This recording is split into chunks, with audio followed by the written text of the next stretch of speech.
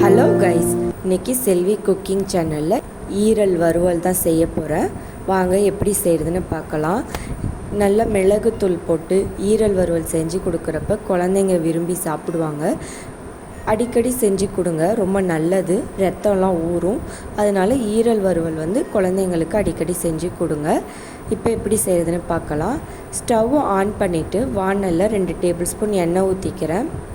எண்ணெய் சூடானதும் ஒரு கைப்பிடி சின்ன வெங்காயம், ஒரு தக்காளி, கறிவேப்பிலை சேர்த்து நல்லா வதக்கிக்கிறேன். வெங்காயம் தக்காளிலாம் நல்லா வதங்கினதுக்கப்புறம் அதில் வாஷ் பண்ணி வச்சுருக்கிற ஈரலை சேர்த்துக்கிறேன். ஈரலை சேர்த்துட்டு 5 நிமிஷத்துக்கு அப்புறமேட்டு மசாலா பொருள் சேர்த்துக்கலாம். 1/2 டேபிள் ஸ்பூன் மஞ்சள்தூள், 2 டேபிள் ஸ்பூன் குழம்பு மிளகாய்த்தூள், தேவையான அளவு உப்பு, அதுக்கப்புறம் 1 டேபிள் ஸ்பூன் கரம் மசாலா, இதெல்லாம் சேர்த்துட்டு நல்லா மிக்ஸ் பண்ணி விட்டுக்கிறேன்.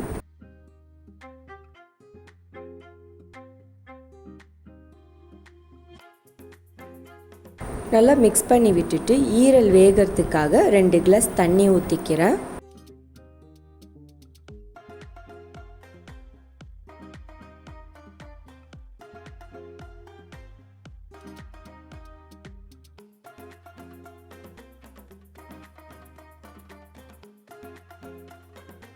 தண்ணி ஊற்றிட்டு நல்லா மிக்ஸ் பண்ணி விட்டுட்டு தண்ணி நல்லா கொதி வந்ததுக்கப்புறம் மூடி போட்டு வேக வைங்க. தண்ணி நல்லா ட்ரை ஆனதுக்கப்புறம் லாஸ்ட்டாக இறக்க போகிறதுக்கு முன்னாடி தேங்காய் விழுது அரைச்சி ஊற்றிக்கலாம். இப்போ தண்ணி நல்லா கொதிக்குது. இந்த ஸ்டேஜில் மூடி போட்டுடலாம்.